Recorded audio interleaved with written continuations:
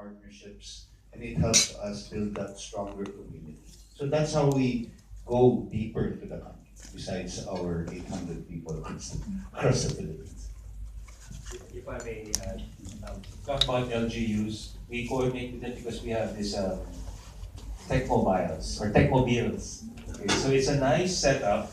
It's a truck, and people can go in. It's air conditioned, and you see inside the different solutions. So what we do there, for example, recently in Malolos, in Bacoor, we do the rounds. One is in North Luzon, the other one is in the Vismin area. So we have the Bacoros. We coordinate with them because we need permits to allow us, for the municipality to allow us to park there for at least a day. So it could be a plaza, it could be a business street. So we invite all SMEs to visit the booths, look at how it works, and experience it. I think we have two. We have two. So one is, there you go. That's actually a brainchild of our chairman. I mean, how do we even make so good suyo further streets talaga? I mean, why don't you build two trucks, call it e-commerce and wheels? So these trucks are digital trucks. We built it from scratch. We have two. One is assigned to Vismin, one in Luzon. And the intent was really to have that, to roam the streets and on the spot, we can actually build you a website in less than 2 hours on the spot. It has all the technology, it has all the gadgets if needed, it has all of those expertise in those tech mobiles. Because of the success, Gabi just mentioned, because we just got a report yesterday, it's doing so well. So there is a move to build two more and to bring it further pa talaga. So it's a success because I guess it's like an ice cream truck is coming. But we're here, so we will take it to them. How can a small business in Tanhay near Dumaguete build a website? They can't go to Manila. They can't go to Cebu or to Iloilo, to the main hubs. So we will bring it to them. What's the reception of the SMEs you have been dealing with regarding your campaign? So far, I don't know if you know my background. I used to handle, I used to be with Pldt Alpha for the last 5 years. I used to handle the international business and all of the outsourcing, offshoring BPOs in the Philippines.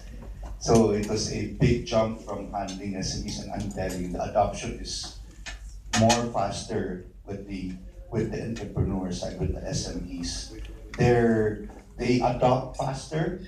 They have the passion to compete, and hence the adoption of the digital technologies or solutions is quicker. They're more hungry, and the way we approach it is purely on a customer experience on how it will affect their company and how it will affect their growth in the business. Are there any other areas in the Philippines which you haven't reached yet? I mean, you mentioned that you've been into the far-flung areas in the Philippines. What else in the country is not yet connected to the internet? Just this year, I built 13 business development clusters. We call it business development because those are the areas where we did not have people at all. And I actually moved people or leaders from my group from SME Nation Metro Manila to those 13 areas. And these are in the far-flung places of Tugigaraw, Isabela, and so it's been 6 months and they're doing very well. So just imagine the growth level there is surpassing my growth level in Greater Metro Manila. So I'm very optimistic that I will get that coverage. I am not yet confirming that I've fully covered the country. It's so big, so many islands, but the growth level and the reach and the feedback from the SMEs are very positive. That we are bringing it to them instead of them finding us.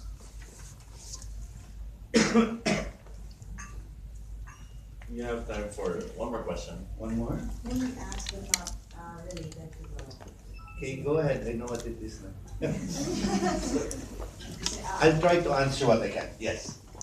according to the Philippine Competition Commission, they have yet to study the acquisition of PLDT Smart of SMC telco business. So I mean, so what are we waiting for now? I mean, how is the plan moving forward now? The plan is moving quite aggressively. There is a dedicated team under our board that's handling that. The recent acquisition of both telcos for the SMC three telecommunication companies is really a key strategy in the call of the new administration, President Duterte, on how to improve the internet or the connectivity services in the Philippines. The balance there on the competitiveness is the immediate need to get a lot of these new fresh megahertz that is stronger than the current existing of both telcos, because those type of megahertz are the strongest. I am telling you, it will cut through walls. Wala na magre-reklamo. But because both telcos understand that we have to open the market for any new third or fourth telco to come into the country, hence there are some megahertz that will be replaced and returned by both telcos to NTC to supplement for a third or fourth telco to come in. But on the part of the consumers, are they expecting a lower?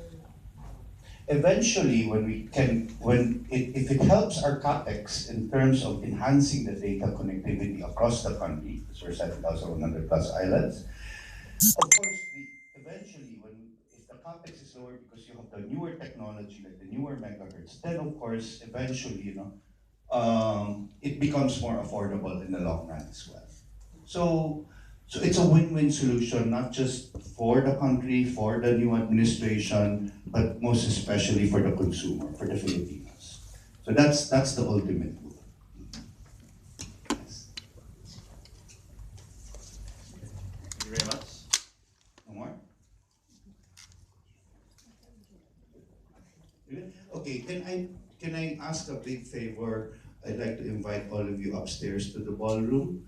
Our chairman will be there, MVP, our boss Eric Alberto. We have our ambassadors that are actually speaking, so it's a different type